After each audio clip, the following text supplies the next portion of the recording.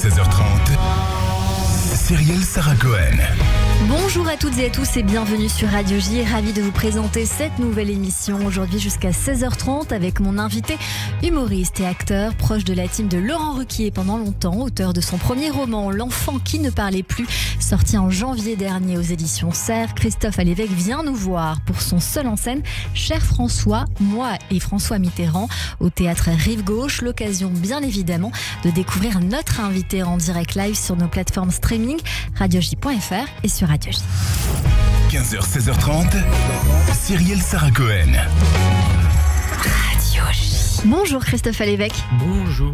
Merci beaucoup d'être mon invité aujourd'hui pour bien évidemment découvrir votre actualité, celle dont je viens de parler, mais on aime aussi découvrir dans cette émission qui vous êtes, au-delà de ce que vous faites. Et alors je vais vous demander pour démarrer 3 mots pour vous décrire, vous définir. 3 mots. En ce moment, en colère. D'accord. Bon, ça, vous me direz, c'est pas nouveau, hein. Mais là, en ce moment, très en colère. D'accord.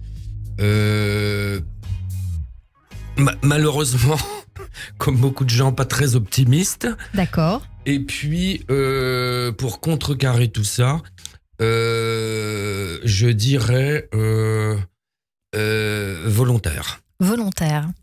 Ça c'est intéressant. On va voir ce qui se passe dans cette émission et voir si ça colle avec votre personnalité. Mais d'abord, le début, toujours le début. Christophe Alévèque, vous êtes né un 29 octobre dans les années 60 au Creusot, en Saône-et-Loire.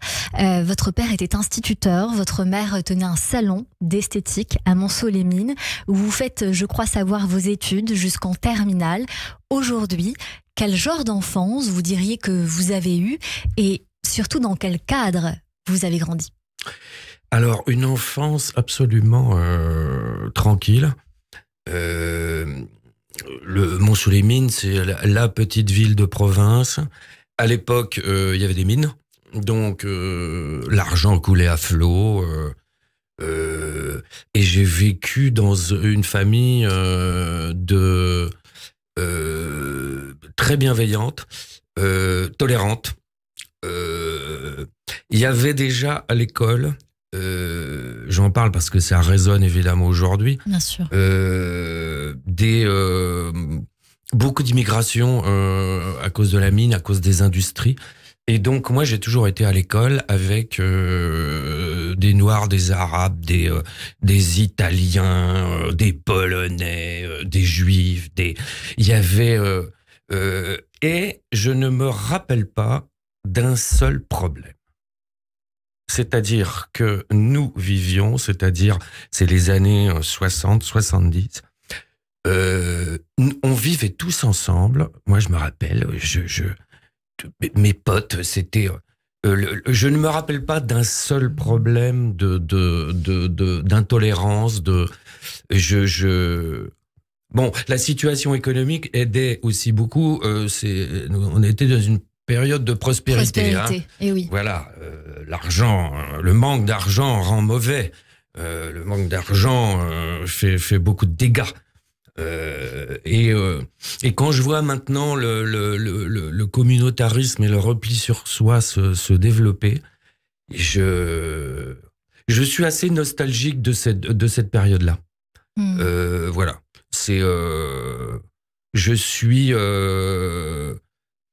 c'est pour ça que je ne comprends pas. Moi, je fais partie de la génération des gens qui ne comprennent pas cette bascule qu'il y a eu avec ces extrémismes.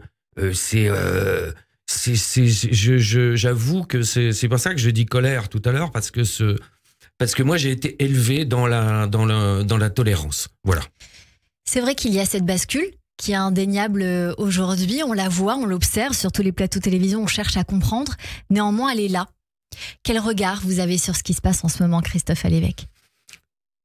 Je suis extrêmement... j'en veux beaucoup, moi, à nos dirigeants. Pas simplement les dirigeants actuels, ceux d'avant. Quand on voit ce qui se passe aujourd'hui entre l'Israël, la Palestine, l'Ukraine, la Syrie aussi. avant, le Haut-Karabakh, dont tout le monde se contrefout. Et j'ai l'impression qu'on n'est pas dirigé depuis longtemps. C'est-à-dire qu'on est... Mitterrand, quand il est parti, avait dit après moi, vous aurez des comptables. Et j'ai l'impression qu'on est dirigé par des court-termistes qui ne font que constater. Voilà. C'est... Constater à défaut d'agir. À défaut d'agir. D'accord. Parce que, Arrêtez-vous là, Christophe Alévêque. Qu'est-ce qu'il faudrait faire? C'est d'abord analyser tout ça. Ça, on le fait. Se mettre autour de la table avant que ça pète. Voilà. Après, il est difficile de mettre des extrêmes autour d'une table. Et la problématique, c'est que souvent les extrêmes ont tiré les sonnettes d'alarme que d'autres n'ont pas voulu entendre. Voilà. Et c'est mais c'est ça qui est terrible. C'est quand on voit la guerre en Ukraine, par exemple, c'est Poutine a fait il a fait des tests. Enfin, il envahit la Tchétchénie, il envahit la Crimée, il envoie il gaze en Syrie. Et qu'est-ce qui se passe? Rien. Et donc, qu'est-ce qu'il dit, lui? Je vais envahir l'Ukraine. Je pense que ça paraît... Ceux qui nous écoutent doivent se dire c'est simpliste, mais je pense que dans sa tête, c'est-à-dire que on n'est pas... nos hommes politiques n'ont plus une seule de vision du monde. D'où cette impression de ne pas être dirigé et d'être toujours versé. Voilà, le problème existe quand il arrive. Voilà. Et avant, c'est avant des autruches. Et ça moi, ça me met extrêmement en colère. En colère, et c'est cohérent. On va transitionner avec votre livre, avant de revenir à notre actualité, puisque vous avez parlé de François Mitterrand, et j'aurais été très curieuse de savoir ce qu'il aurait dit, François Mitterrand. Alors, on va peut-être réfléchir à ça, le temps de parler du reste, puisque ça colle aussi avec votre actualité. Vous avez écrit un roman, sorti en janvier dernier, qui s'intitule « L'enfant qui ne parlait plus », aux éditions Serre. C'est l'histoire d'un trio de survivants entre un père et son fils, muré dans le mutisme et sa culpabilité. Parlez-nous de ce roman. Je suis très fier, c'est mon petit bébé. J'ai mis très longtemps, moi j'ai écrit pas mal de bouquins, mais c'était des pamphlets, des essais, et j'ai mis très longtemps à oser écrire un roman, parce que moi je suis un très grand lecteur, et c'est vrai que quand on a lu Victor Hugo, Romain Gary, Balzac et j'en passe, on se dit qu'est-ce que je vais Qu'est-ce que moi je vais et en fait j'ai fini par me débarrasser de ce problème en me disant mais oui, moi j'ai une histoire à raconter, je vais la raconter avec mes mots. Et je crois que les retours sont magnifiques. Donc j'ai essayé de parler de culpabilité, parce que c'est quelque chose que j'ai traîné pendant très longtemps. Je fais partie des hommes divorcés, et ceux qui nous entendent, et qui, je pense, vont se reconnaître là-dedans. Et évidemment, quand on divorce, il y a des dégâts. Les enfants, ma foi, vivent ça pas très bien, et on trimballe cette culpabilité, mais vraiment comme c'est une gangrène. C'est quelque chose, qui m'a très très longtemps fait énormément de mal, et je voulais écrire là-dessus. Et j'ai inventé cette histoire de père de famille qui, à la suite d'un drame, a une vie tout à fait normale, pense-t-il. 2 enfants, une femme, arrive une tragédie, se retrouve avec un enfant, et qui a sombré, choc post-traumatique, dans le mutisme. Et ce père va, perclus de douleur, quitter la réalité et va s'en inventer une autre. Voilà. Et la médecine n'arrivant pas à soigner son fils, il va décider de se transformer en chevalier, et sa mission, c'est de faire parler son fils. Et là, il va rencontrer des gens dans le même état que lui, Et ensemble, ils vont former une équipe pour faire parler le petit Albert. Cela résonne étrangement avec la pièce de théâtre que je couvrais hier, En ce temps-là, l'amour, avec David Brécourt au Théâtre de la Madeleine, où justement il est question d'un père qui invente une autre forme de réalité à son fils alors qu'ils sont en partance pour Auschwitz.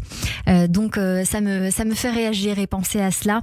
Vous venez de parler de mutisme, Christophe Alévêque. Le mutisme, ce n'est certainement pas ce qui vous définit, mais est-ce que vous avez grandi peut-être avec cela ? Non, alors, il m'était arrivé quelque chose d'extrêmement troublant pendant que j'écrivais le roman. J'en étais à peu près à la moitié. Et j'ai un petit dernier qui a maintenant 6 ans et demi. Et j'étais à peu près à la moitié du roman et il a été détecté autiste. Et je n'écrivais pas un roman sur l'autisme, mais le personnage de ce petit garçon dans le roman, c'est lui. Et là, je me suis dit, mais qu'est-ce qui est en train de m'arriver ?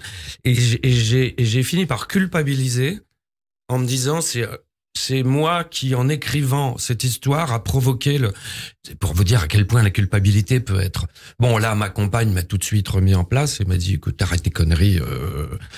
Et dans la deuxième partie du roman, évidemment, je me suis énormément nourri de ce qui nous arrive avec ma compagne, puisque maintenant, je suis réellement en mission. Comme le personnage du roman. Ça, c'est fou, les choses de la vie. Ouais, et c'est une mission magnifique parce que c'est un petit garçon formidable, voilà, qui est qui a des problèmes qu'on est en train de solutionner, les prises en charge, voilà. Je ne vous parlerai pas de l'autisme en France. On a un retard, mais c'est même plus un retard, c'est un gap. Et on croise beaucoup de personnes qui sont dans le même cas que nous, donc on on s'entraide. Là encore, vous diriez que l'État observe et n'agit pas beaucoup ? C'est-à-dire qu'en France, on a un problème. Au niveau de l'éducation nationale, le petit mais on a une équipe depuis qu'il est à l'école, des gens formidables. Là, on a une chance magnifique, des gens qui sont investis, des gens qui aiment leur métier, qui nous aident, on travaille avec eux. Là, il y a absolument aucun problème. Après, quand on veut commencer à faire des dossiers et sur les prises en charge, sur les... en France, j'ai l'impression qu'on est toujours en retard d'un train. C'est-à-dire, il y a d'autres pays comme le Canada, la Suisse, qui est à côté de chez nous, la Belgique, où on n'attend pas d'avoir un tampon pour avancer. En France, nous, il faut un tampon. Il faut que quelqu'un mette un tampon. Voilà, donc voilà. Maintenant, pour le soigner, je dirais pas soigner, c'est accompagner l'autisme. Il y a telle méthode. Voilà. Et on reste sur cette méthode-là et on y restera jusqu'à ce que quelqu'un d'autre mette un tampon. Estime qu'il faut faire évoluer les choses, voilà. et nous donne le cap. C'est peut-être le problème dont on parle très souvent de l'Europe. Non mais on est en plein dedans. C'est pour ça c'est pour ça que souvent il faut pas attendre. Ouais. Nous on n'attend pas, on se renseigne sur tout ce qui se passe, que les nouveautés, voilà. Et en cours de route, on a fini par changer de chemin. Mais parce que nous, on peut. Parce qu'on a les moyens financiers d'être accompagnés dans le libéral. Mais si on attend, un dossier, ça peut durer, je sais pas, c'est 1 an, 1 an et demi, avant de... C'est bon. Bref. Christophe Alévêque, vous parlez de changer de chemin, je vais en faire de même. Vous allez entreprendre des études de commerce et de marketing à l'ISTEC à Paris. Vous sortez diplômé à 23 ans tout en suivant parallèlement des cours de théâtre, notamment au Conservatoire du 5e arrondissement de Paris. Vous commencez à vous produire sur les scènes de café-théâtre parisiens dans un duo avec Olivier Lefranc appelé Les Stagiaires, et puis vous vous lancez solo. Votre carrière décolle à 31 ans grâce à votre participation dans l'émission Rien à cirer de Laurent Ruquier sur France Inter. France Inter très critiquée en ce moment, qui vous intégrera ensuite partout dans ses émissions. Je voulais savoir cette évolution de carrière aujourd'hui. Est-ce qu'elle est différente avec ses débuts parce que vous allez connaître un grand succès avec un spectacle qu'on peut peut-être qualifier de politique qui s'appelle À l'évêque. Vous jouez le cynisme avec ironie sur les attentats du 11 septembre, leurs répercussions en Afghanistan. Vous épinglez également la vie de famille occidentale, la consommation, la mondialisation, l'inégalité sociale. Vous évoquez même en costume de Zorro l'épargne salariale et les stock options.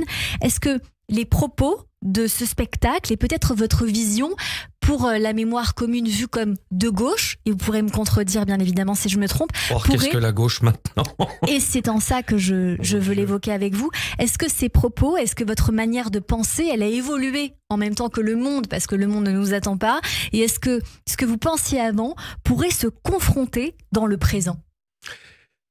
Les 99% de ce que je disais à l'époque, de toute façon, malheureusement, c'est avéré juste. Après, évidemment qu'on évolue avec son temps. On suit l'actualité. Moi, je fais souvent des revues de presse, donc évidemment, on colle au changement. Voilà. Après, mes convictions de départ... non, elles n'ont pas changé. Quand vous parlez de gauche ou extrême gauche, est-ce que, par exemple, les propos de Jean-Luc Mélenchon, ce qu'il dit aujourd'hui, son positionnement résonne en vous? Est-ce que, au contraire, vous vous dites, mais comment j'ai pu entendre ça et y adhérer à un moment donné? Non, mais moi, je n'ai jamais... Attention, je n'ai jamais... J'ai toujours un humour, on m'a reproché souvent, militant, gauche, etc. Je n'ai jamais été encarté nulle part. Je tiens à ma liberté et je n'ai jamais adhéré à aucun parti politique. Voilà. Moi, pour résumer actuellement, la gauche dans son ensemble m'emmerde. Voilà. Je ne m'y reconnais plus. Je trouve qu'elle est, en dehors, on reviendra sur Mélenchon, mais je trouve qu'elle est triste, alarmiste, tournée sur elle-même, moraliste, ça c'est absolument insupportable. Et donc, moi, je me reconnais plus. J'ai toujours en moi les valeurs de gauche, mais moi, je ne me reconnais plus dans cette gauche actuelle. Quant à Jean-Luc Mélenchon, c'est pas nouveau. On a l'impression de faire une découverte, mais il a toujours été comme ça. Voilà. Moi, je l'ai connu à une certaine époque. On se voyait de temps en temps. Voilà. Je suis fâché avec lui depuis des années. Voilà. Et moi, je lui avais dit à l'époque, c'est quelqu'un qui est, comment dire, il est intransigeant. Il est. Et ce qui est pire, c'est que c'est un tribun. Vous dites intransigeant, pas surtout. Non, il est pas surtout, mais non, il est intransigeant sur ce qu'il pense. C'est-à-dire que si on ne pense pas comme lui, voilà. Est-ce que vous pensez, Christophe Alévêque, que ce que dit aujourd'hui Jean-Luc Mélenchon, on fait de la politique, c'est pas prévu dans cette émission, mais est-ce que vous pensez que ce qu'il dit, c'est pensé ou c'est de la politique électoraliste? J'ai envie de dire, j'espère. Enfin, en tout cas, j'espère que c'est pas du calcul politique, parce que là, ce serait déjà ce qu'il raconte actuellement. Je trouve ça grave. Mais alors, si en plus c'était un calcul politique, ce serait gravissime. Mais puisque vous le connaissez, de ce que vous savez de lui, je le connais pas. Je l'ai vu quelques fois. On a sa première campagne présidentielle, qui était donc, il en est à sa 3e. Je l'avais trouvé à l'époque magnifique. Il faisait de l'éducation populaire. Il parlait de tolérance. Je me rappelle son discours au Prado à Marseille sur la tolérance, le vivre ensemble. C'était absolument magnifique. Là où vous avez grandi, quelque part, il a invoqué votre enfance. C'est ça. Et Et j'ai vu petit à petit, on parlait de repli sur soi tout à l'heure, j'ai vu petit à petit quelqu'un de se replier sur lui, sur son idéologie, ses convictions, et donc c'est plus possible, ça n'ira pas, comme dirait l'autre. Christophe Alévèque, plusieurs spectacles, Debout 2, Super Rebelle, enfin ce qu'il en reste. Christophe Alévèque dit tout, ça ira mieux demain. Aussi Alévèque revient bien sûr, le Trou Noir 2, qui a été créé pendant la période du Covid, cette période qui a été faste pour vous artistiquement malgré notre cerveau dans le formol, comme vous disiez. Et je crois savoir que vous serez de nouveau sur scène pour Vieux Con, point d'interrogation, la suite à la Cigale le 23 avril. De quoi vous allez parler? J'imagine que notre actualité vous inspire. Ah oui, là je suis en train de prendre des notes. Je vais énormément parler de dérèglement climatique et surtout de toutes les absurdités, les paradoxes et les aberrances qui vont avec. Pareil, là on a un retard. C'est même pas un retard. On est, mais donc je suis en train de prendre des notes sur tout ça. Je vais parler de démocratie, qui est très malade actuellement. Moi, je pense. Les taux d'abstention pètent des records d'élection en élection, ce qui est gravissime. Je vais parler également de faits divers, parce que on en bouffe, mais j'ai fait le calcul une fois. Quand il n'y a pas d'événements comme ce qui se passe actuellement en Israël et en Palestine, ou la guerre en Ukraine, ou voilà, quand on vit des temps dans un monde où les temps sont plus calmes, dirons-nous, l'actualité est moins forte. Dans notre monde d'autruche, voilà, donc, parce que c'est loin, donc ça ne nous arrivera pas jusqu'au jour où, mais ça c'est et pareil, là on découvrira l'eau tiède.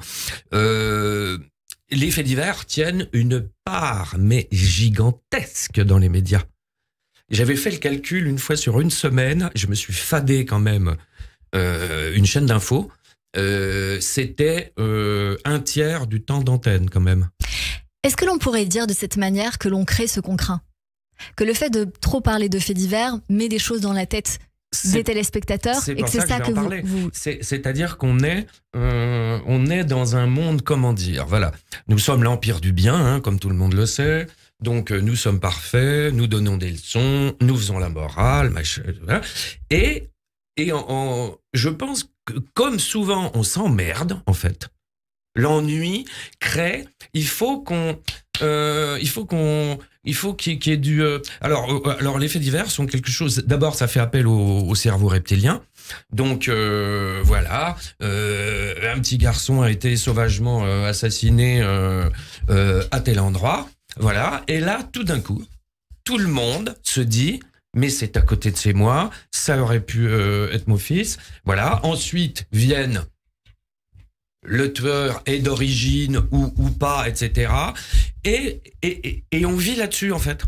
En fait, on se crée des on se crée des problèmes, on se crée des peurs et on finit parce que tout le monde le sait très bien. Voilà, quand on a peur, on ne raisonne plus. Christophe Alévèque, on continue à parler de vous et on parle dans un instant de votre seule en scène, Moi et François Mitterrand, pièce mise en scène par Delphine de Malherbe qui interroge et divertit. On en parle dans un instant dans cette émission, mais tout de suite, c'est le rappel des titres sur Radio J. 15h, 16h30, Cyrielle Sarah Cohen. Radio J.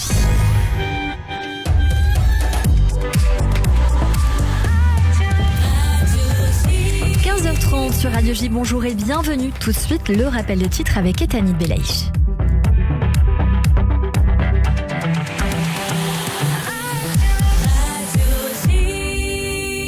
Bonjour Etanit. Bonjour à tous. Au 33e jour de guerre en Israël, Tsahal annonce avoir tué l'un des principaux responsables de la production des armes du Hamas. Autre annonce de l'armée israélienne, 37 personnes recherchées ont été arrêtées dans la nuit en Judée-Samarie. 10 d'entre elles entretiennent des liens avec l'organisation terroriste. Le président américain Joe Biden exhorte Benyamin Netanyahou à accepter une pause dans les combats. De son côté, le Qatar négocie la libération d'une dizaine d'otages détenus par le Hamas dans la bande de Gaza contre un cessez-le-feu. La France estime que tout le monde a intérêt à ce que la situation humanitaire s'améliore à Gaza, y compris Israël, à la veille de la conférence que l'Elysée organise à Paris sur le sujet. Les chefs du Sénat et de l'Assemblée nationale appellent à une grande marche contre l'antisémitisme dimanche à Paris. Le Rassemblement national a répondu présent. La France insoumise sera, elle, en revanche, absente. Enfin, vous l'avez peut-être ressenti, le mois d'octobre 2023 a été le mois d'octobre le plus chaud jamais enregistré dans le monde. C'est ce que révèlent les dernières données publiées par l'Observatoire européen Copernicus. Et merci beaucoup Ethanit Belaïch, on vous retrouve à 16h pour le journal complet. Tout de suite une courte pause et on revient avec Christophe Alévèque et mes chroniqueurs sur Radio J. Radio J. Bonjour. Le 6-9, Ilana Ferradian. Retrouvez-moi tous les matins avec mes chroniqueurs et mes invités. De 6h à 9h, au menu, politique en Israël, politique en France, mais aussi culture, société, santé, judaïsme, histoire. C'est tous les matins, de 6h à 9h sur Radio J. Alexis Lacroix, directeur de la publication Actualité Juive Hebdo. En ces jours si difficiles, Actualité Juive se tient plus que jamais au cœur de l'actualité. Soutenez-nous, abonnez-vous, www.actualitéjuive.com ou 01 88 61 45 55. Retrouvez chaque semaine Actualité Juive sur abonnement et en digital sur actualitéjuive.com. Actualité Juive, l'hebdomadaire incontournable de la communauté. Caroline Fourest, directrice de la rédaction de Franc-Tireur. Franc-Tireur, c'est un journal de combat, contre les excès, contre les extrêmes. Parce que l'époque est aux radicalités, à la polarisation, à la manipulation, nous, on a eu envie de se battre pour la nuance. Franc-Tireur défendra la raison avec passion. Franc-Tireur, tous les mercredis chez votre marchand de journaux. Radio J. Radio J. Radio J. Radio J. 15h, 16h30. Cyrielle Sarah Cohen. De retour sur l'antenne de Radio J. Merci de passer votre après-midi avec nous jusqu'à 16h30 avec mon invité aujourd'hui, Christophe Alévèque, pour son seul en scène Cher François, moi et François Mitterrand au Théâtre Rive Gauche. Bon, je vous vois réagir, Christophe Alévèque, je peux pas vous laisser comme ça. Qu'est-ce qui vous insurge là ? Non, mais je viens d'apprendre que la France Insoumise ne veut pas aller dimanche. J'y serai, moi, évidemment, en famille d'ailleurs, on va y aller. Et je ne comprends pas. Moi, il y a des moments, c'est se suivre je ne comprends pas. Mais même si c'est un calcul électoral, de toute façon, ça va leur péter à la gueule et ce sera bien fait. Voilà, on peut très bien aller d'ailleurs à une marche de soutien aux Palestiniens modérés à la bande. Voilà, évidemment, il y a des enfants qui meurent dans la bande de Gaza. On peut aussi manifester et contre l'antisémitisme. Enfin, je veux dire, et le prétexte de dire c'est parce qu'il y a l'extrême droite. Quand elle est au deuxième tour de l'élection, ils sont bien contents de l'avoir. Pour faire une élection à un tour. Tout ça m'énerve. Parlons d'autre chose. Christophe Alévèque, on vous retrouve aujourd'hui dans un seul en scène hilarant, c'est le cas de le dire. On va rire un peu. Moi et François Mitterrand, mise en scène par Delphine de Malherbe, adapté du livre éponyme d'Hervé Le Tellier, qui, je l'ai appris, est une histoire vraie. C'est-à-dire que Hervé a vraiment pris Goncourt pour... oui, je n'ai pas pour information, c'est très important. Voilà, attention, il y a un niveau. Et il a lui-même écrit des lettres, il nous a raconté, à l'Élysée. L'Élysée qui est obligé de répondre. Il y a un service là-bas, ils sont obligés de répondre à toutes les lettres, de les lire même. Il doit y avoir, à mon avis, des perles. Et donc, on reçoit une lettre type. Et il a imaginé, lui, un personnage complètement barré qui, recevant ces lettres types, se dit « Mais alors, le président m'a répondu, donc, voilà, je vais lui réécrire. » Il me répond encore. Bon, eh ben je vais... Et donc, il imagine qu'il se crée des liens avec ce président, et puis qu'il devient pote.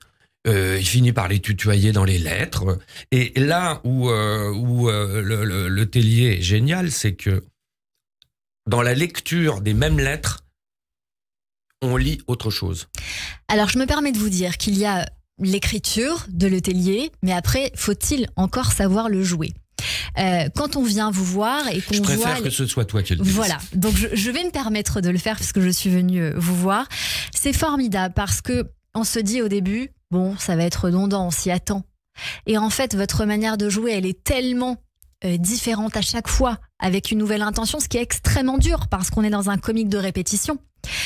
Donc on peut se dire ouais, ça fait peur, mais en fait c'est formidable.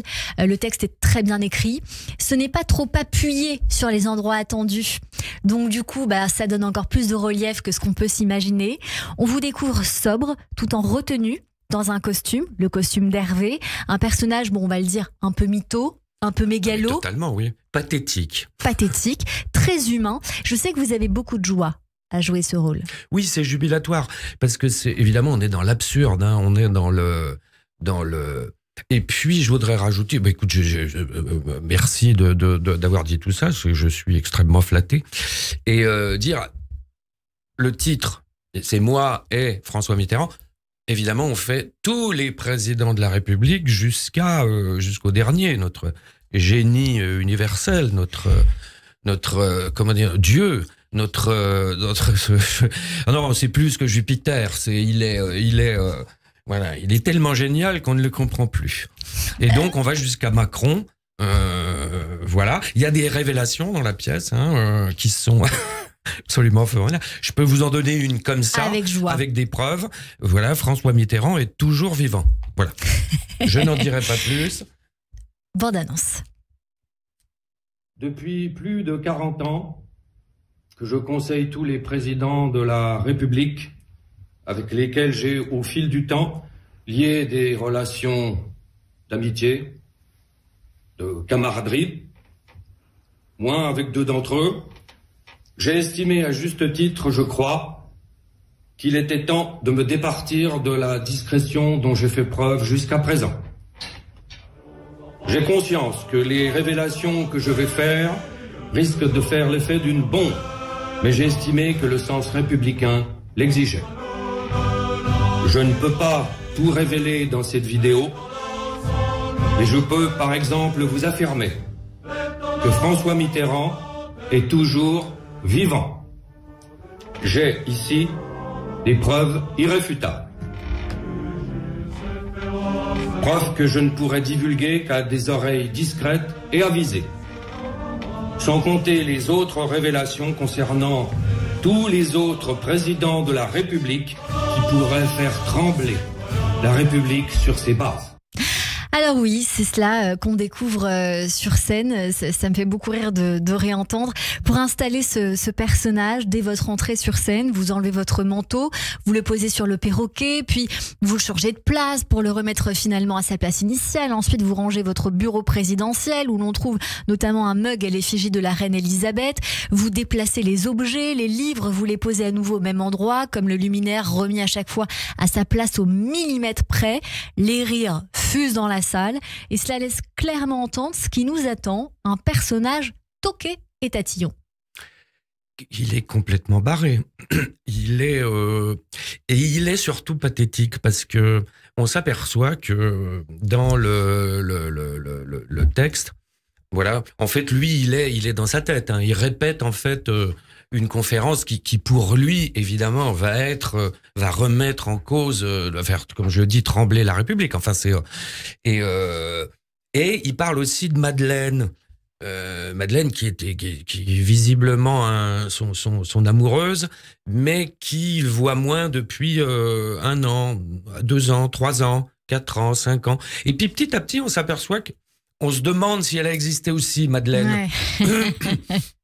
Et donc, en fait, on s'aperçoit que c'est un homme profondément seul.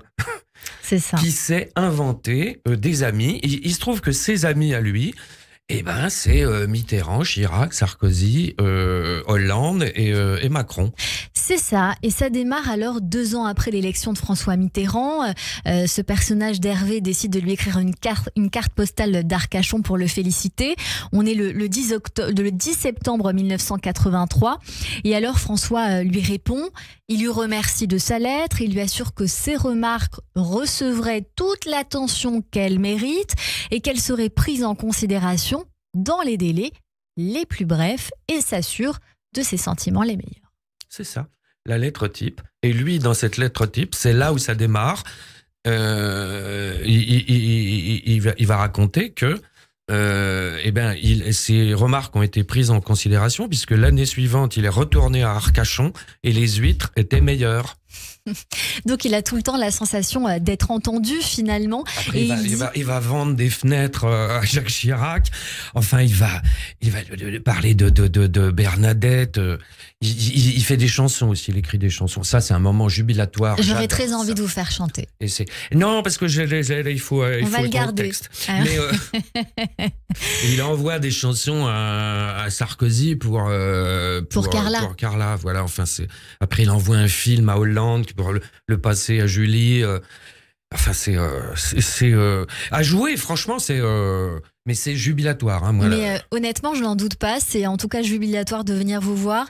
C'est assez amusant. Il dit « Une amitié naissante n'est pas chose négligeable » et il y a pas mal d'autres perles comme ça. Alors, je vais laisser le plaisir à nos auditeurs de venir vous voir. Mais il dit « À partir de 83, François Mitterrand et moi avons entretenu une correspondance assidue. Par la force des choses, nous nous sommes éloignés, mais le fil ne s'est jamais rompu. » Non, et on va comprendre pourquoi après le fil ne s'est jamais rompu, puisque pour lui, il en est sûr, Mitterrand vient de fêter ses 107 ans le 26 octobre. Justement, à propos de François Mitterrand, il dit « Les grands hommes sont toujours des hommes méchants, mais François était le meilleur des hommes, le dernier de sa trempe. » Il dirait quoi, François Mitterrand, de ce qui se passe en ce moment, pensez-vous, Christophe Alévêque ? Je ne sais pas, moi je ne vais pas parler à sa place, mais je pense qu'il aurait François Mitterrand, qui est un personnage trouble, s'il en est, mais effectivement, moi je pense que c'est le dernier homme d'État qu'on a eu en France. Quand je dis homme d'État, je suis d'accord avec Hervé Letellier d'ailleurs. C'est-à-dire qu'il y avait quand même une hauteur d'esprit, un recul. Il s'est trompé sur plein de choses. Hein. Le mur de Berlin, il n'a pas vu venir lui. Hein. Voilà. Donc voilà, c'était loin d'être un saint, loin d'être un personnage, voilà, qui avait des amitiés. On part dans la pièce, un peu trouble aussi, mais il y avait, moi je me rappelle d'un homme d'abord extrêmement cultivé. Et qui essayait toujours de prendre... Moi, j'adorais les silences de Mitterrand. C'était... voilà, Mitterrand, tout se passait dans ces silences. Je me rappelle d'interviews de Mitterrand, il pouvait rester 20 secondes silencieux. Ça, maintenant, on peut plus. Hein, parce que maintenant, ils sont interviewés par des roquets. Donc, le silence, dès qu'il y a un silence... Je crois savoir que, de toute façon, c'est celui qui est resté le plus longtemps au pouvoir sous la 5e République. 14 ans, oui, voilà. C'est le record de... Alors que Jacques Chirac, c'était plus dur. Mais mieux que l'autre, en référence à Jean-Marie Le Pen. Mais vous dites que bon, tout est différent, mais bon, finalement, il est pas si méchant, il est sympa, Jacques Chirac. Sarkozy, il est élu, alors vous lui dites félicitations. Mais bon, c'est un peu une girouette, ce Hervé. Puis vous allez écrire à François Hollande en lui disant que vous êtes désolé, que vous n'avez pas hésité à le déranger trop souvent car il a trop de soucis et de travail, mais aussi parce que vous avez beaucoup trop conseillé les autres présidents. Mais lui, vous l'aimez bien quand même. Oui. Il y a des personnages, il y a des présidents. Mais je trouve que le Hervé Letellier a réussi dans son texte à retenir en fait ce qu'on a globalement retenu des présidents. Chirac, c'est le mec qui tutoie tout le monde, qui boit de la bière en bouffant de la tête de veau, qui a une idéologie, un peu, c'est variable. Quant à Emmanuel Macron, sa personnalité m'inquiète, dites-vous sur scène. Oui, alors là, j'ai un peu inspiré Hervé, parce qu'en fait, il a rajouté le paragraphe Macron, qui n'est pas dans le livre. Qui n'est pas dans le livre. Et je l'ai un peu inspiré, quand même, sur le côté psychopathe du président.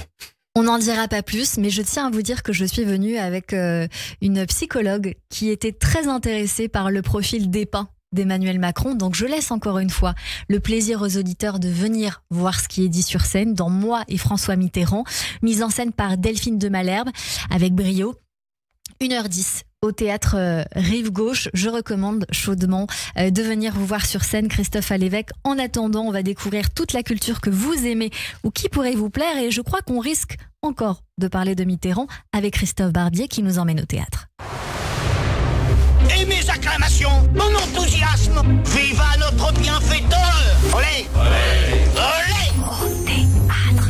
Et bonjour Christophe. François Mitterrand, c'est moi. Et oui Cyrielle, une poignée de comédiens seulement peuvent dire cela, et moi, je peux le dire. Dans Élysée l'an dernier, j'ai eu le privilège d'incarner le président socialiste en remontant le temps. Du jour de son départ de l'Élysée, le 17 mai 95, en passant par l'été 94, quand Mitterrand encourage Chirac à défier Balladur, en passant par 1988, quand le même Mitterrand écrase le même Chirac dans le débat d'entre-deux tours à la télévision, jusqu'à ce jour d'avril 1981, où les deux hommes passent un pacte pour faire battre Valéry Giscard d'Estaing. Signé Hervé Bentéja, la pièce se passait chez Philippe de Chartres, un ancien ministre du général de Gaulle, ami de résistance de Mitterrand et proche de Chirac. Eh bien, ce rôle de Philippe de Chartres était joué par son propre fils, le grand comédien Emmanuel de Chartres. Souvenir. Philippe Magnan, quasi sosie de Mitterrand, a joué, lui, peu avant, l'opposition. C'était au théâtre de l'Atelier. Ça raconte, en novembre 1980, Michel Rocard, candidat à la présidentielle déclaré avec des sondages prometteurs, qui rend visite à François Mitterrand. Il veut vérifier que ce dernier ne sera pas candidat contre lui. C'est un jeu du chat et de la souris. Mitterrand mène Rocard par le bout du nez. L'épisode historique est véridique. Il s'est passé rue de Pièvre, chez le futur président de la République à l'époque. Il y a 32 ans, en 1991, le théâtre de l'Aquarium propose Les vœux du président de Jean-Louis Benoît. Une famille de Français moyens voit surgir dans son salon, chaque 31 décembre, le vrai Mitterrand, qui lit ses sempiternels vœux de bonne année. Pendant ce temps-là, d'année en année, la famille se disloque, rongée par la pauvreté, l'alcool, la drogue. C'était tragique, mais c'était drôle. Marguerite et le président, toujours à la cartoucherie, prend la suite, un an après. Jean-Marie Gallet est le politique, et c'était une fillette de 10 ans qui jouait la célèbre écrivaine. Mitterrand et Duras étaient dans le même réseau de résistance en 1943, et ce dialogue est un dialogue réel. Avec Adagio, Mitterrand, le secret et la mort, Olivier Py nous emmène en 2011 sur les traces d'un président socialiste malade. Il est mort depuis 15 ans à ce moment-là. Py retrace son parcours en insistant sur ce combat final face au cancer. Et puis la question qui taraude Mitterrand, comment entrer dans l'histoire? Le spectacle était lyrique, solennel, poétique. C'était superbe. Et Philippe Girard, qui incarnait Mitterrand, était marmoréen, c'était un sphinx, il était excellent. Voici enfin Moi et François Mitterrand, d'Hervé Le Tellier, une pièce sur Mitterrand, sans Mitterrand. Et pourtant, la fascination du personnage pour l'ancien président et pour ses successeurs est la plus éloquente des démonstrations. Il y a quelque chose de magnétique chez Mitterrand, par sa hauteur mystificatrice, par les méandres de son destin et la puissance de sa fonction. Mais que Christophe Alévêque se console, à défaut d'incarner vraiment François Mitterrand, il pourra un jour incarner Emmanuel Macron. En 2032, par exemple, quand Macron se représentera, ou bien en 2042, à la fin de son 4e mandat. Merci beaucoup Christophe Barbier. Tout de suite, c'est la chronique Flashback avec Annabelle Guiraud. Radio J. 15h, 16h30, Cyrielle Sarah Cohen. Bonjour Annabelle. Bonjour Cyrielle. Bonjour Christophe. Bonjour. Dans cette chronique, on va entrer dans votre univers culturel et parler d'artistes et d'œuvres que vous appréciez. Commençons par de la musique avec un de vos chanteurs préférés, Renaud. En guise de clin d'œil au titre de votre actuel spectacle, Moi et François Mitterrand, je vous propose un extrait de Baltique, le nom de la femelle labrador du président défunt. Et dire que ça se veut chrétien, ça ne comprend même pas que que l'amour dans le cœur d'un chien, c'est le plus grand amour qui soit. Un jour pourtant... On est le 11 mai 1952. Renaud Séchant, dit Renaud, né à Paris dans le 15e arrondissement, 7e d'une fratrie de 8 enfants, avec une maman, femme au foyer, qui lui apporte chaleur, le goût de la simplicité, et un papa professeur de langue, traducteur et auteur, qui lui délivre une éducation protestante et le goût de l'écriture. À 10 ans, Renaud écrit des romans sur la machine à écrire de son père. Adolescent, il commence à marquer un goût pour la contestation. La musique l'accompagne dans cette tendance. Hugo Frey est son premier idole avec le chant des révoltes. Suivra de près Antoine qui traite de thèmes qui le touchent beaucoup. En fait, le collégien manifeste très peu d'intérêt pour les études. Il est plutôt attiré par la politique, les booms, les filles, les mobylettes, écrire des poèmes. À 16 ans, il débute la rédaction de ses premières chansons. Début 70, il est engagé dans la troupe de Romain Bouteille, joue dans le métro, puis dans le cabaret de Paul Lederman. Ses représentations en public vont finir par payer. En 1975, il est repéré par une maison de disques et sort son premier album, Amoureux de Paname. Ça y est, la carrière de Renaud est lancée. Celle d'un auteur-compositeur-interprète au texte émaillé d'argot, à la gouaille parisienne, capable d'aborder des thèmes légers comme graves, alternant humour, émotion et critique sociale. Renaud, c'est un artiste politiquement engagé à gauche, pour les valeurs humanistes, et puis aussi c'est un héritage familial. Oui, socialiste du côté paternel et communiste du côté maternel.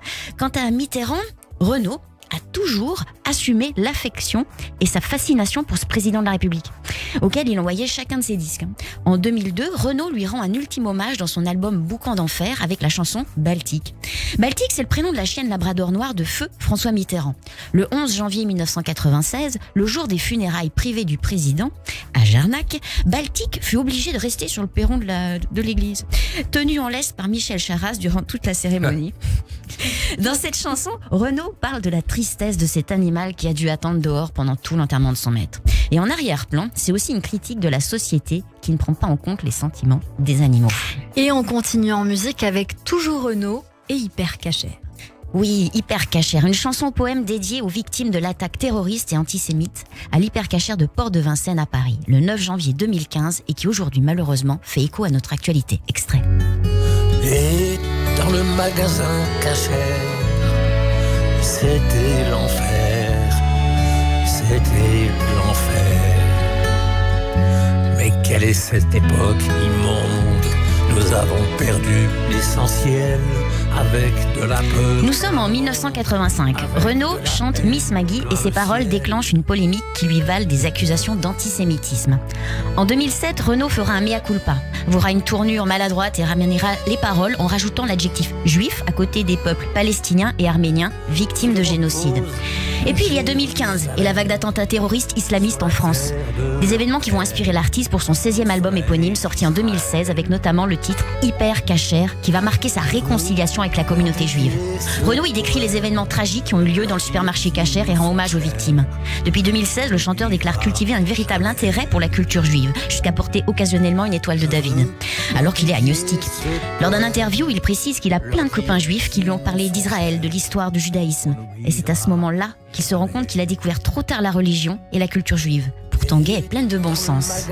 Et surtout, on ne parle pas de génocide concernant les Palestiniens. On poursuit en littérature avec L'enfant qui ne parlait plus de Christophe. Allez mec. Oui, votre dernier roman qui est paru en janvier 2023. Alors, je fais rapidement le speech. Allez. Alexandre, marié, papa de 2 enfants, Albert et Tom. Un papa qui pense être heureux jusqu'au jour où un drame survient. Il se retrouve tout seul avec un enfant, Albert, victime d'un choc traumatique et qui sombre dans le mutisme. Dans ce livre, le papa va se transformer en chevalier et se donner une mission. Il va tout faire pour sortir son fils du mutisme avec des choses improbables. Il va tout faire pour faire parler son fils malgré l'impuissance de la médecine. Ce papa va alors rencontrer des gens, des personnes au parcours cabossé. Ensemble, ils vont former une équipe pour sauver Albert. Ils vont tous inventer des choses pour sortir le petit garçon du mutisme quand la médecine ne peut plus rien. La ligne directrice du livre, c'est de ne pas perdre espoir quand tout s'oppose à vous. Une des stratégies, s'inventer une réalité pour aller mieux quand la réalité qui nous entoure est bien moche. Donc le livre, on le rappelle, nos éditeurs, le titre, L'enfant qui ne parlait plus, et c'est aux éditions Le Cerf. Et on termine avec une série que vous appréciez, Christophe Alévèque, et qui s'intitule Blacklist, Annabelle. Oui, Blacklist, une série policière américaine diffusée entre 2013 et 2023. Découvrons ensemble un extrait du générique pour se mettre dans l'ambiance. Raymond Red Reddington. Aïe, le médiateur du crime. C'est un électron libre, il n'appartient à aucun camp. Qu'est-ce qu'ils veulent? Vous devez vous poser beaucoup de questions. Alors commençons par la plus importante. Qu'est-ce que je fais là? Je ne parlerai qu'à Elizabeth Keane. Mais c'est qui Elizabeth Keane? Dans Blacklist, le héros de l'histoire s'appelle Raymond Reddington, un personnage inspiré par une figure du crime organisé capturé en 2011 par le FBI. Reddington, c'est un mercenaire traqué par le FBI. Et le début de la série, il commence ainsi. Un beau jour, Reddington décide de se rendre aux autorités de Washington qui le recherchent depuis des lustres. En échange, il leur propose de les aider à mettre la main sur la liste noire, Blacklist. Cette liste, c'est les pires criminels recherchés des États-Unis. Pour cela, il exige de travailler avec une profileuse, l'agent Elizabeth Keane. Avec un pacte pareil, on se doute bien que Reddington doit avoir quelque chose derrière la tête. C'est ce mystère qui va tenir le téléspectateur en haleine pendant les 10 saisons de Blacklist. Au fur et à mesure des épisodes, on découvre des faces d'ombre de la vie de la profileuse, Liz, et du briscard Reddington. C'est une série haletante, un thriller qui mêle suspense et mystère jusqu'au dernier épisode. Car oui, qui est réellement Raymond Reddington? Certains aficionados s'avancent à dire que c'est la mère de Liz Keane. Le secret reste entier. Peut-être une suite à venir. Blacklist, une série haletante à retrouver sur Netflix. Que vous avez entièrement vu, Christophe Pas encore, Alévèque. donc je ne sais pas encore. Je n'ai pas encore la vérité. Donc on est encore... Et c'est vrai que quand on a commencé à regarder ça avec ma compagne, on s'est dit quand même, bon, s'ils ont fait 9 saisons, c'est que ça doit être pas mal. Et puis on a accroché tout de suite. Et après, on se dit, mais comment ils vont tenir aussi longtemps avec quand même un suspense? Alors, est-il le père ou pas de cette fameuse... Ah là là, vous en dites trop là. Moi j'ai envie d'aller voir absolument. Alors ça c'est le mystère. Je ne le sais toujours pas. Ah. Voilà. Eh ben personne ne le sait a C'est priori. l'histoire d'une rédemption, hein, cette série. Hein. Très intéressante, j'ai très envie de la voir. Je ne l'ai pas vue, donc vous m'avez vraiment donné envie. Merci beaucoup Annabelle et merci. Pour ces choix, Christophe Alévèque. Allez, vous restez encore avec nous sur Radio J. Dans un instant, notre coup de cœur du jour, l'introspection et puis notre experte Sandy Boulanger pour le portrait de notre invité. Tout de suite, une courte pause et le journal de l'info et on revient. Radio J. 15h, 16h30, Cyrielle Sarah Cohen. David Revaud-Dallon, ça reste entre nous. Retrouvez-moi tous les mercredis sur Radio J pour Ça reste entre nous. La politique comme vous ne l'entendez nulle part ailleurs. Les meilleurs spécialistes réunis sans langue de bois. 21h sur Radio J. Radio J. En ces temps de conflit, une lueur émerge au cœur d'Israël. Le Magen David Adom, symbole de courage et d'engagement, a besoin de notre soutien plus que jamais. Chaque don compte. Avec vos contributions, nous devons fournir 1000 sacs de premiers secours, 1000 réanimateurs cardiaques ainsi que 5 ambulances blindées en urgence. Ensemble, aidons ceux qui sauvent des vies au quotidien. Rendez-vous sur mda-france.org. Reçu CERFA en retour. Magen David Adom, association au service de la vie. Ce sont nos enfants qui se battent pour défendre la Terre Sainte, Eretz Israël. Aujourd'hui, nous sommes attaqués. Nous devons nous battre pour gagner. Il n'y a pas d'autre alternative. Nos soldats sont au front, ils ont besoin de vous. Adressez vos dons à 100% La Royale, BP 17, 75 921, Paris CEDEX 19. 100% La Royale. 100% La Royale. 06 09 44 31 25. 06 09 44 31 25.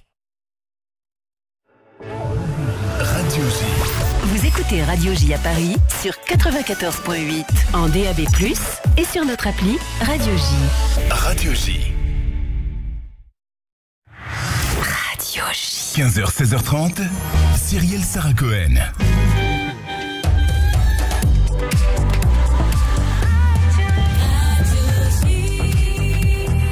Il est 16h sur Radio J. Bonjour et bienvenue. Tout de suite, le journal de l'information avec Ethanit Belaïch.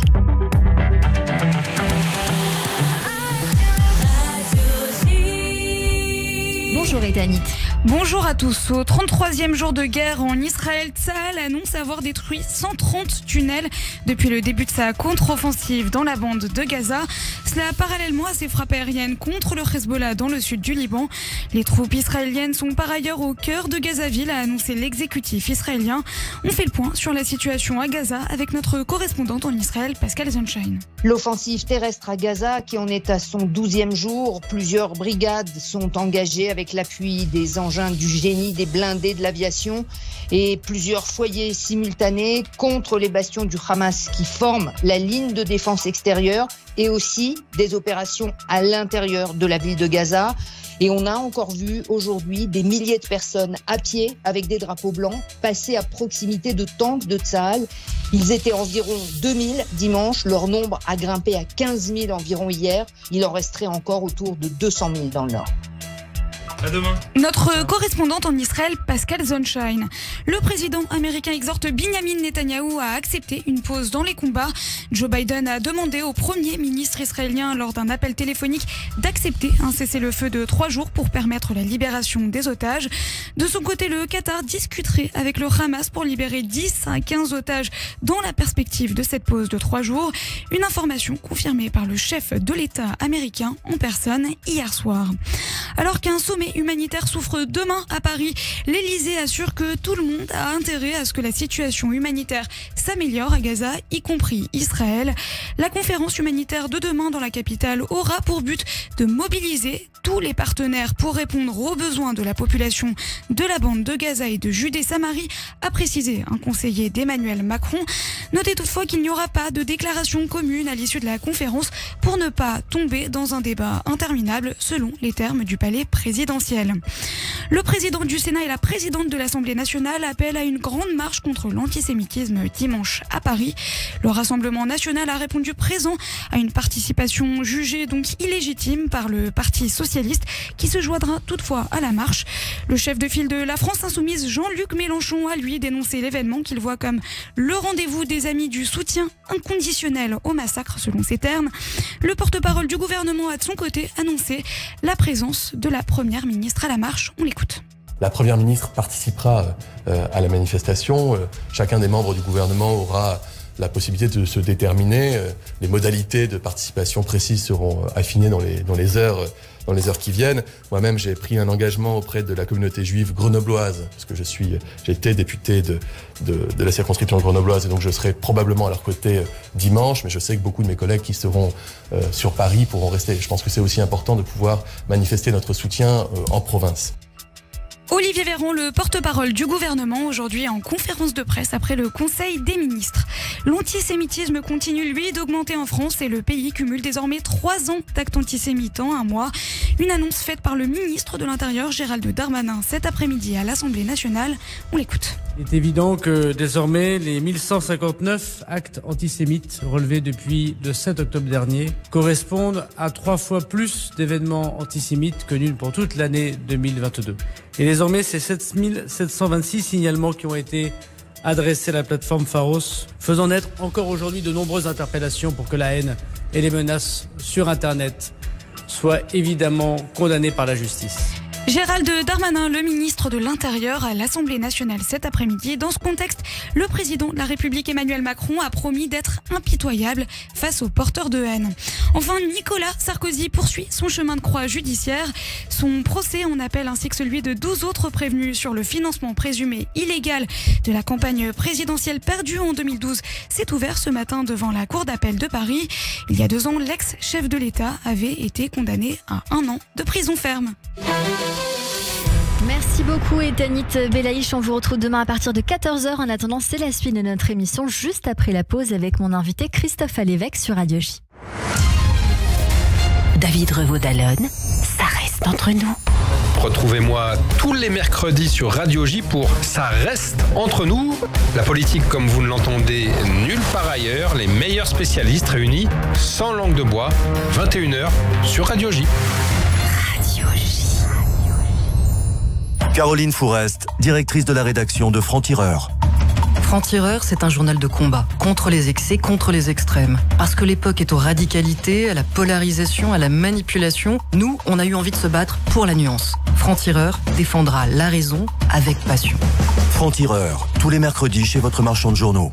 Le 24 octobre 2023, lors de la séance du Conseil de sécurité de l'ONU, le secrétaire général Antonio Guterres a déclaré « L'attaque terroriste du Hamas ne vient pas de rien, mais de 56 ans d'occupation israélienne étouffante. » Cette déclaration revient à légitimer des crimes contre l'humanité du Hamas. Antonio Guterres ne peut pas rester à la tête de l'ONU et continuer à représenter l'ensemble des nations du monde. De nombreuses personnalités ont déjà signé la pétition pour la démission du secrétaire général de l'ONU. Pour soutenir et signer cette pétition, allez sur le site de Radio J, radioj.fr. radioj.fr. Radio J. 15h, 16h30. Cyrielle Sarah Cohen. De retour sur l'antenne de Radio J, merci de nous rejoindre. Si vous venez de nous rejoindre, merci d'être avec nous. Et pour les fidèles depuis le début de cette émission, merci d'être avec nous. Avec mon invité Christophe Alévêque pour son seul en scène Cher François, moi et François Mitterrand au théâtre Rive Gauche. On va passer à une séquence de cette émission, Christophe Alévêque, qui s'intitule l'introspection. Et je vais démarrer par une citation d'Oscar Wilde qui a dit « Parfois nous pouvons passer des années sans vivre du tout et tout à coup notre vie entière est concentrée dans un seul instant. » On va essayer de faire ça maintenant. Est-ce que vous avez un petit retour sur la musique que l'on entend à l'antenne? Tout petit, il faudrait que je mette mon casque. Mettons le casque, ce serait merveilleux. Voilà. 10 questions, Christophe Alévêque, pour nous aider à mieux vous connaître dans cette émission à nouveau. Première question. Christophe Alévêque, si vous aviez la possibilité de reprendre votre vie depuis le début, vous changeriez quoi? Souvent j'entends mes collègues artistes, comédiens, les gens qu'on interroge là-dessus disent souvent je ne changerai rien. Personnellement, je pense que je changerais tout. C'est une réponse. Mais oui, parce que j'ai tellement fait de conneries, j'ai tellement fait de mauvais choix, j'ai tellement été à côté souvent que je me dis mais si c'était à refaire, voilà. Alors après, attention, hein, je suis fier du parcours, mais oui, je changerais tellement de choses. Voilà. Et puis si on a l'occasion de faire ça, si jamais, imaginons un jour, on a l'occasion de faire ça, pourquoi revivre la même vie? Quelle première chose vous changeriez? J'essaierais d'être plus patient, je crois.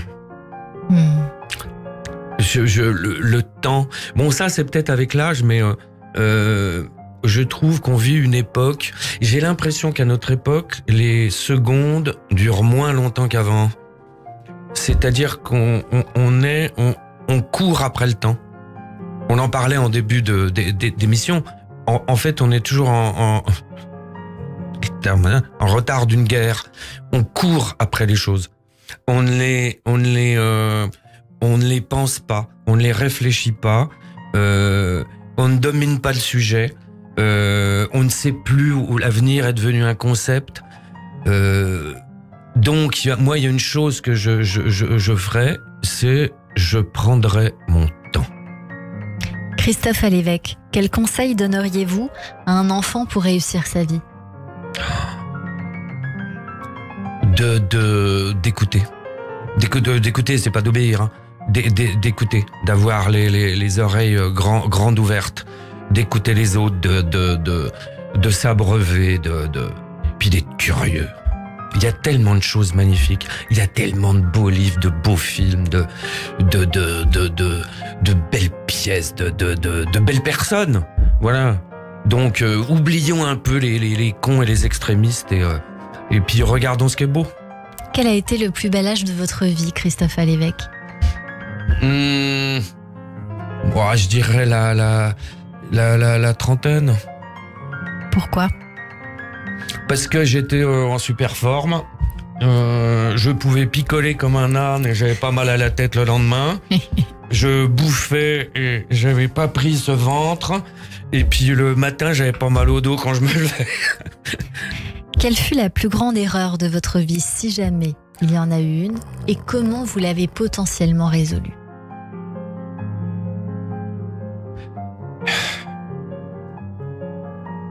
J'en ai tellement fait.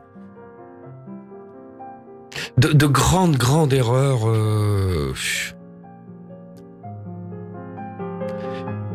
Je pense que j'aurais... j'ai un peu sacrifié, mais j'ai 2 enfants qui sont maintenant qui ont 30 ans et 26 ans. Je les ai un peu sacrifiés. Je m'en suis pas... J'étais tellement dans le boulot et puis ça marchait, puis j'étais toujours à la radio, à la télé, sur scène. Je les ai un peu négligés. Je ne le ferai pas. Qu'aimeriez-vous faire, Christophe Alévèque, mais qu'aujourd'hui vous ne faites pas parce que comme ci ou comme ça, ou peut-être aussi peut-être par peur d'être jugé? J'ai une idée en tête, assez folle, et je ne sais pas si non, je vous en parlerai pas, mais c'est énorme, hein, ça se passera en 2027, et je vais le faire. De la politique? Oui, je pense. Enfin, plus que de la politique. Vous voulez lancer un parti? Ouais, on verra. Je suis en train de... Voilà, ça c'est quelque chose de... Moi j'ai passé de plus de 30 ans de ma vie, je suis humoriste, donc on est toujours sur la critique. Sur le... voilà, c'est pour ça qu'à un moment j'ai fait aussi la fête de la dette, pour essayer d'amener quelque chose, un regard, d'essayer de participer. Et parce que arrive un moment où faire preuve d'esprit critique, ça je sais très bien le faire. Et j'aimerais amener peut-être ma toute petite pierre à l'édifice. Vous voulez appliquer ce que vous attendez peut-être de la gauche qui n'existe plus? Ce que j'attends de tous les partis politiques. C'est voilà, je trouve que notre démocratie va très mal. C'est très dangereux pour une société, une démocratie qui est malade. Les gens moi je les appelle les décrocheurs, se désintéressent de plus en plus de l'info. Moi je suis entouré de gens qui ont plutôt, voilà, qui sont plutôt assez cultivés. Je me la pète pas, hein, mais qui quand même s'intéressent, des gens qui sont au fait. De plus en plus, je les entends dire « Ah non, je regarde plus les actualités ». Et entendre ça, moi je trouve que c'est le début de quelque chose de terrible. Parce que ça me rappelle les décrocheurs à l'école. Ça commence petit à petit comme ça, et puis après on décroche de l'info, on décroche du vote, et pendant ce temps, il y en a qui décrochent pas du tout, et qui arrivent comme ça. Et je trouve qu'on vit une époque qui à ce niveau-là peut être très dangereuse. Donc redonnons un peu de la vigueur à la démocratie, et je pense que le reste suivra. Quelle est la chose que vous avez faite cette année et dont vous vous souviendrez toute votre vie? Cette année, qu'est-ce que j'ai fait de... Oh, ah si. Enfin non.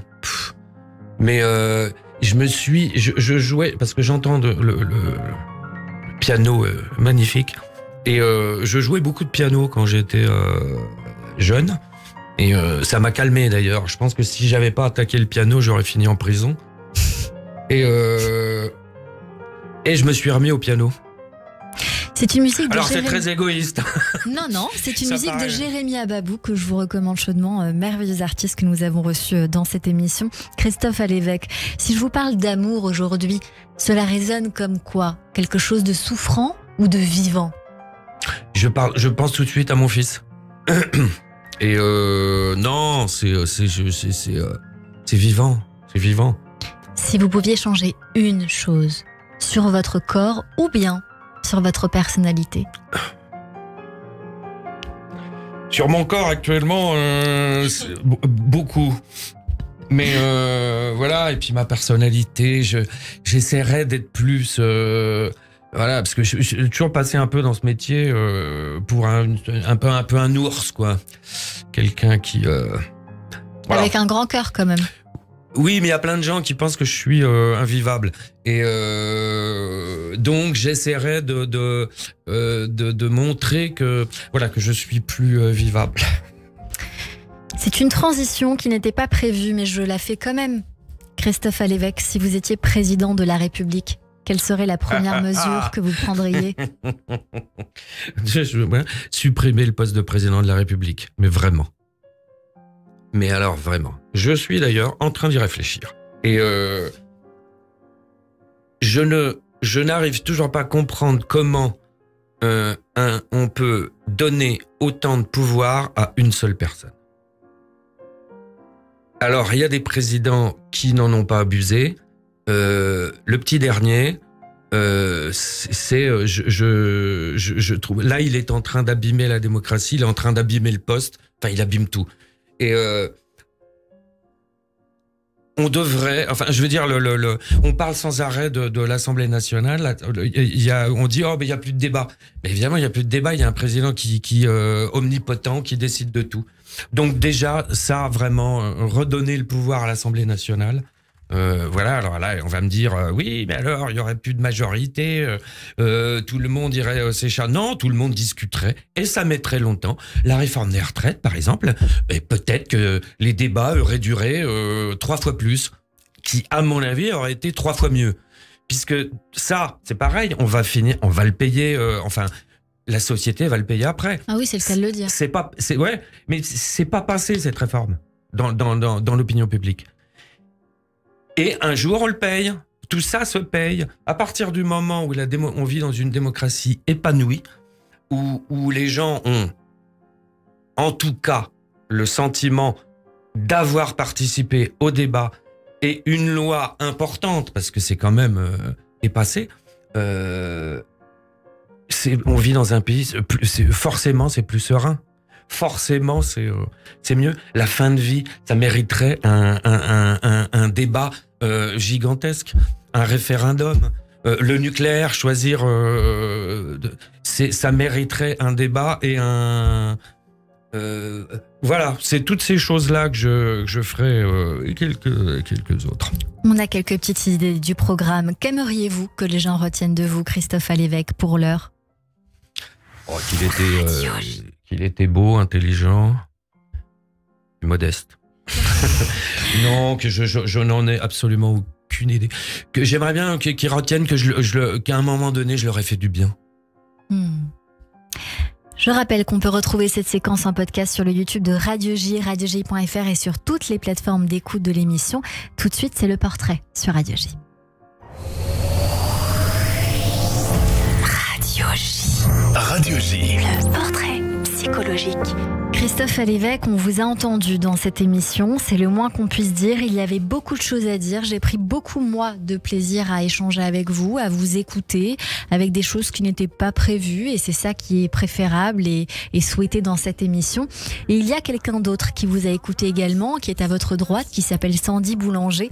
Et donc tout de suite, on va tenter de dresser un petit portrait de vous en fonction de ce que vous nous avez donné. Bonjour Sandy. Bonjour Cyrielle. Bonjour Christophe Alévèque. Bonjour. Alors on reprend les 3 mots que vous aviez partagés au début, qui étaient en colère, pas très optimiste et volontaire. Alors c'est vrai que vous allez voir qu'on vous a bien découvert à travers ces 3 mots-là, mais pas que.